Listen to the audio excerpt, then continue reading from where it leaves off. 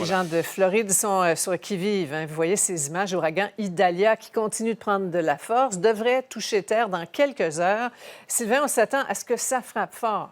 Oui, et si on en parle tellement, c'est que c'est le premier véritable ouragan de la saison là, qui menace des populations entières, en l'occurrence l'ouest de la Floride. On est tout proche d'un ouragan de catégorie 2. Pas encore, on est à 1. Mais on croit que en cette nuit, tôt demain matin, ça devrait frapper là, cette zone-là de la Floride, à la faveur, évidemment, de la chaleur du golfe du Mexique, en catégorie 3. Ça veut dire des vents de plus de 200 km/h. Et là, évidemment, c'est toute la question de la protection des gens le long de la côte, notamment. Évidemment, les écoles sont fermées, on comprendra. Les aéroports, l'aéroport de Tampa, par exemple, on a fermé 500 vols qui ont été carrément annulés. Évidemment, il y a les vents qui pourraient causer d'énormes dommages en faisant écrouler des arbres sur les lignes électriques, bien sûr, les inondations. Mais ce qu'on craint également, c'est ce qu'on appelle les ondes de tempête, là. On est dans une super lune actuellement, donc les marées sont élevées et ça risque de causer d'énormes vagues le long de la côte.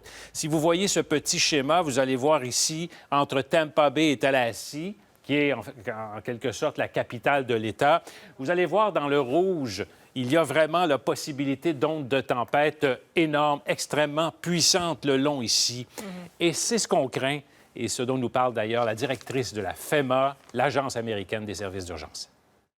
This storm surge, this is one of the highest risk parts of a hurricane.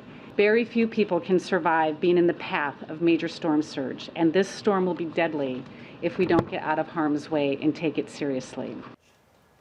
L'ouest de l'île de Cuba a été fortement affecté par Idalia. Hein? D'abord et avant tout, c'est par là, qu'évidemment, Dahlia a foncé, causant des inondations. Vous allez voir sur les images. C'est l'ouest de l'île, essentiellement, là, qui a été touché. On parle d'une dizaine de centimètres d'eau à plusieurs endroits. Ça a affecté d'ailleurs beaucoup les plantations de tabac à cet endroit-là, dans une province plutôt bien nantie, plus riche, Pinar del Rio, des plantations de tabac où on fabrique notamment les fameux cigares cubains.